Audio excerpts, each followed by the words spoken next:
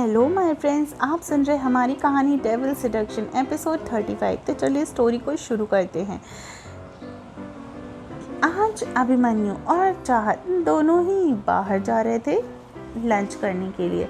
चाहत काफ़ी खुशी खुशी थी और उसके साथ ही चली गई। दोनों आज पहली बार अकेले जो कहीं जा रहे थे और अभिमन्यु पहली बार बाहर खाना खाने आया था। कुछ देर के बाद दोनों ने एक बड़े से होटल में पहुंचे। अभिमन्यु ने आज ऑफिस में आने के बाद ही प्राइवेट रूम में बुक कर लिया था। कार के बाहर आकर अभिमन्यु ने चाहत का हाथ पकड़ा, फिर दोनों अंदर चले आए। प्राइवेट रूम का नज़ारा देखकर अभिमन्यु और चाहत आमने सामने ही बैठ गए। चाहत तो सारा खाना अपनी मनपसंद देखकर अपनी खुद को रोक ही नहीं पाई। फिर एक एक करके वह सारी डिशेस को खाने लगी। अभिमन्यु सीने में अपना हाथ बांधे उसकी ही तरफ देख रहा था। चाहत को जब अपने ऊपर किसी की नज़रों की तपिश महसूस हुई तो वो अपना सिर उठाकर सामने देखती है तो अभिमन्यु को देख रही थी। चाहत को अपनी तरफ देखता देख अभिमन्यु ने उसे खाने का इशारा किया तो उल्टा चाहत उसकी तरफ देखकर बोलती, आप खा क्यों नहीं रहे? आपका खाना तो कभी भी वैसा ही है। अभिमन्यु, मैं खा लूँगा। चाहत ने उसकी तरफ चुपचाप कुछ पल देखा, फिर अपनी चेयर से खड़ी होकर उसके पास आई। अभिमन्यु कुछ बोलता कि तभी चाहत बोली, आप अपना हाथ हटाइए। अभिमन्यु बिना कुछ बोले अपना हाथ अपने नीचे कर लेता है और चाहत फिर आगे बोलती है, चेयर को थोड़ा पीछे कीजिए। अभिमन्यु ने फिर वही किया। चाहत मुस्कुराई और अभिमन्यु के लैब पे जाकर बैठ जाती है, यानी उसकी गोद में बैठ गई। अभिमन्यु ने उसको कमर से पकड़ अच्छे से बैठा लिया। चाहत उसकी तरफ देखकर मुस्कुराई, फिर अपने हाथों से एक बाइट लेकर अभिमन्यु के सामने कर देती है। अभिमन्यु ने भी मुस्कुराकर चाहत के हाथों से खा लिया। ऐसे ही चाहत ने सारा खाना उसे खिला दिया और खुद भी अपना खाना खत्म कर चुकी थी। अभिमन्यु को ये मोमेंट बहुत ज़्यादा अच्छा लगा। चाहत के साथ ऐसे टाइम एक्सपेंड करना, उसके हाथों से खाना। वहीं दूसरी तरफ रेहान और रूही एक लकड़ी के बने उस छोटे से रूम में गए थे। वहाँ बाहर एक वेटर खड़ा था। रेहान और रूही के अंदर जाने के बाद वो भी अंदर चला आया। ये एरिया काफ़ी सुंदर था और साथ ही एक्सपेंसिव भी। और यहाँ का खाना और ये रूम, अंदर के रूम काफ़ी डेकोरेटेड थे और पीसेस से भरे हुए थे। एक तरफ सोफ़ा तो एक तरफ छोटा सा डाइनिंग टेबल। रूम का कलर रेड और वाइट में था। डेकोरेटेड वाइट और रेड कलर के बैलून्स के शेप भी कुछ आइटम रखे हुए थे। बिल्कुल रोमांटिक माहौल लग रहा था। एक वर्ड में कहे तो परफेक्ट सब कुछ। वेटर जब अंदर आया तो रेहान ने खाने का ऑर्डर किया। इन दिनों में रेहान और रूही ने हर दिन कॉल पे बातें ही होती थी। दोनों को एक दूसरे की, अगर एक शब्द में कहें तो परफेक्ट, काफ़ी सुंदर था। और इन दिनों वैसे भी वो दोनों एक दूसरे से काफ़ी बातें करते थे तो उन्हें लगभग एक दूसरे की पसंद और नापसंद पूरी तरीके से पता चल गई थी, क्योंकि दोनों ही एक दूसरे के बारे में अब जानने के लिए काफ़ी ज़्यादा इंटरेस्टेड रहते थे। और अगर इतनी शिद्दत से कुछ चाहो तो फल तो मिलना ही है ना। कुछ देर के बाद दोनों का खाना आ गया। दोनों ने खाना खाया। दोनों को समझ नहीं आ रहा था कि बात क्या करें। सिचुएशन काफ़ी अजीब थी। रेहान इस सिचुएशन को दूर करने के लिए बोलता है, बाहर चलें? रूही बस हाँ में अपना सिर हिला देती है। दोनों बाहर आते हैं। रेहान, कहीं और चलें? रूही, ठीक है। दोनों साथ साथ चलने लगे। चलते हुए कभी कभी दोनों के हाथ एक दूसरे को छू जाते। थोड़ी ही देर के बाद आगे दोनों एक पहाड़ी की चोटी पे थे। बहुत सारे लोग वहाँ पर, ज़्यादातर कपल्स थे और काफ़ी भीड़ भी थी वहाँ पर। कुछ ही दूर ऐसे चलने पर आगे बहुत से लोग सामने से आ रहे थे। ये यही के कहने वाले ही लोग थे जिनके हाथों में लकड़ियाँ थी जो हाथ में पकड़े हुए थे। चलते हुए जब वो पास आए तो रेहान ने देखा कि लकड़ी जो उनके हाथ में पकड़ रखा था वो बाहर की तरफ आ रही थी, तो शायद रूही को लग भी जाती। ये देखकर रेहान ने रूही का हाथ पकड़कर उसे अपनी तरफ कर लिया। रेहान रूही का चेहरा अपने पास कर लेता है और रेहान के ऐसे खींचने से रूही हड़बड़ाकर उससे टकरा गई। रूही का सिर रेहान के सीने से लाके लग गया। उसने अपना चेहरा उठाकर रेहान की तरफ देखा। दोनों कुछ पल एक दूसरे को देखते हुए रेहान रूही ज़्यादातर रेहान की आंखों में नहीं देख पाई जिस तरह से रेहान उसे देख रहा था। रूही के दिल की धड़कनें बढ़ गई थी, उसके गाल लाल हो गए थे। रूही ने शर्म से अपना चेहरा नीचे कर लिया। रेहान के चेहरे पर ये देख बड़ी सी मुस्कान आ गई। उसने कस के रूही के हाथ को पकड़ा और आगे बढ़ गया। रूही ने कुछ नहीं कहा, वो तो अभी भी ब्लश कर रही थी। दोनों कुछ देर के बाद वहाँ से बाहर आ गए। रेहान रूही को रुकने का बोलकर कार में चला गया। रेहान के आने से रूही दरवाज़ा खोल कार में बैठ गई। रेहान का ध्यान ड्राइविंग पे था। कुछ ही देर के बाद रूही ने पूछा, क्या आपकी कोई गर्लफ्रेंड है? रेहान बिना किसी भाव के बोलता है, नहीं। कार में फिर सन्नाटा हो गया। कुछ वक्त के बाद रूही ने फिर पूछा, रेहान क्या आप किसी को प्यार करते हैं? मतलब कोई लड़की? क्या आपकी ज़िंदगी में ऐसी कोई है?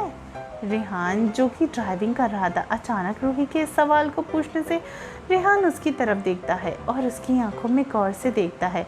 फिर अपनी नज़रें रास्ते के सामने करके बोलता है, हाँ है कोई। ये बोलकर उसके चेहरे पर एक बड़ी सी मुस्कान थी।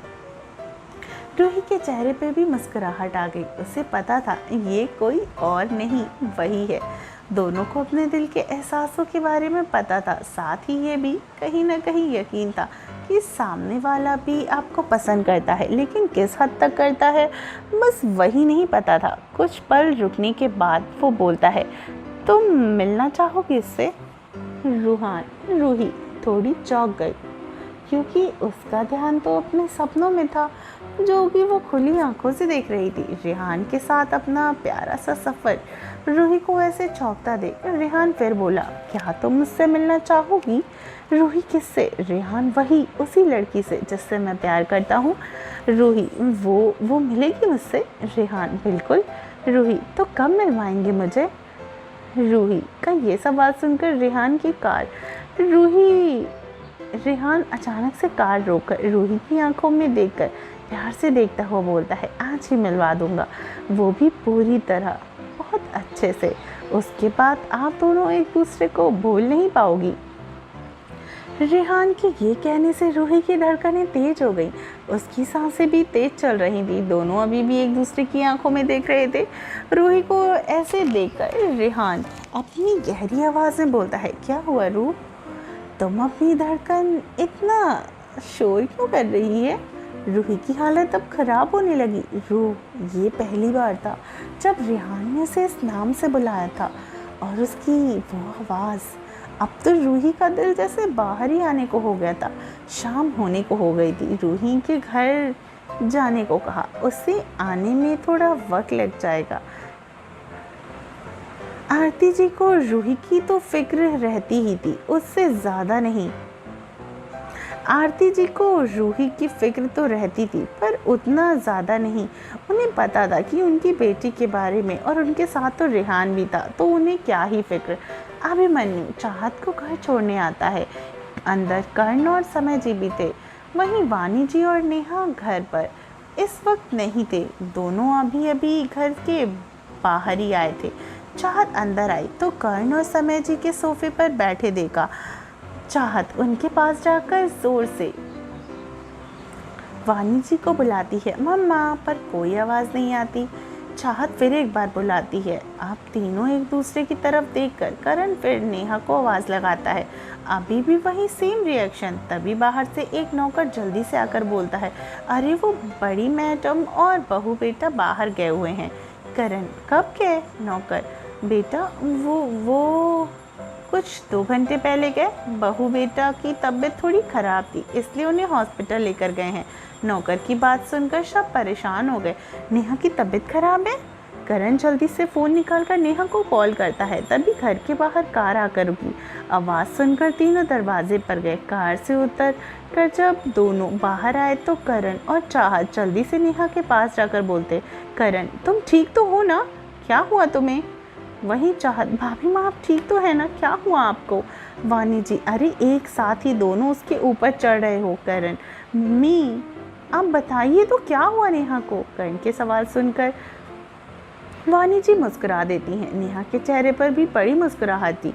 समय जी, तुम दोनों मुस्कुराना बंद करो। यहाँ हम सब परेशान हैं और तुम लोग मुस्कुरा रही हो। वानी जी, खुश तो होगी ही ना, और मुस्कुराएंगे, क्यों नहीं मुस्कुराएंगे? वही चाहत, खुशी की बात है। क्या खुशी की बात है? करण ने नेहा का हाथ पकड़ कर रखा, जिससे नेहा ने धीरे से अपना दूसरा हाथ उसके हाथ पे पकड़ा और अपने पेट के ऊपर रख दिया। करण की नज़र जो वानी जी पर ही थी, वो नेहा की तरफ देखा जो उसे ही देख रही थी। करण की नज़र उसने उस हाथ पे गई जिससे उसने नेहा ने उसके अपने पेट पे जो रखा था। करण की नज़र अपने उस हाथ पे गई जिससे नेहा ने पेट पे रखा था। करण ने फिर नेहा की तरफ देखा। नेहा ने मुस्कुराकर अपनी पलकें झपका दी। करण पूरी तरीके से सरप्राइज्ड हो गया। उसे समझ नहीं आया वो कैसे रिएक्ट करे। वहीं चाहत का सवाल सुनकर वानी जी उसके पास जाकर उसके गाल को छूकर बोलती है, खुशी की बात तो है ना बेटा, अब घर में तुमसे भी एक छोटा मेहमान आने वाला है या आने वाली है। तुम्हारी भाभी माँ अब माँ बनने वाली हैं और तुम बुआ।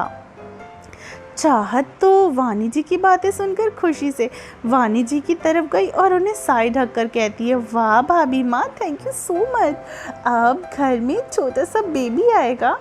नेहा ने मुस्कुराकर दूसरे हाथ से प्यार से चाहत की गालों को छुआ और फिर कर्ण की तरफ देखा जो उसे अभी भी देख रहा था। नेहा कर्ण के चेहरे के भाव को समझ नहीं पा रही थी। वहीं वानी जी उन दोनों की तरफ देखकर बोलती है, तुम दोनों जाओ आराम करो, और चाहत तुम भी जाओ बेटा, अभी ऑफिस से आई हो ना। चाहत ने हाँ कहा और वो भी चली गई। समय जी ने वानी जी के गले लगा लिया और वानी जी उनके अलग होने की कोशिश करते हुए बोलती हैं, क्या कर रहे हैं आप, हम बाहर हैं, सब यूं ही देख रहे हैं। समय जी, तो क्या हुआ, इतनी खुशी की बात है, आप और मैं दादा दादी बनने वाले हैं।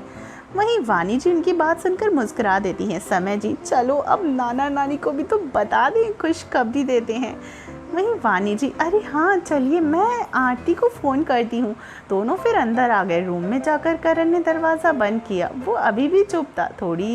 नेहा थोड़ी घबरा रही थी, कहीं कर्ण अभी इन सब चीज़ों के लिए तैयार तो नहीं। वो कुछ ऐसा बोलने को हुई कि तभी करण ने आकर उससे अपने गले से लगा लिया। नेहा कुछ बोलते बोलते रुक गई। करण प्यार से उसे अपनी बाहों में भरकर खड़ा हुआ। नेहा ने भी उससे पीट कर अपने हाथ रख दिए। दोनों की आंखें बंद थी, दोनों एक दूसरे को महसूस कर रहे थे।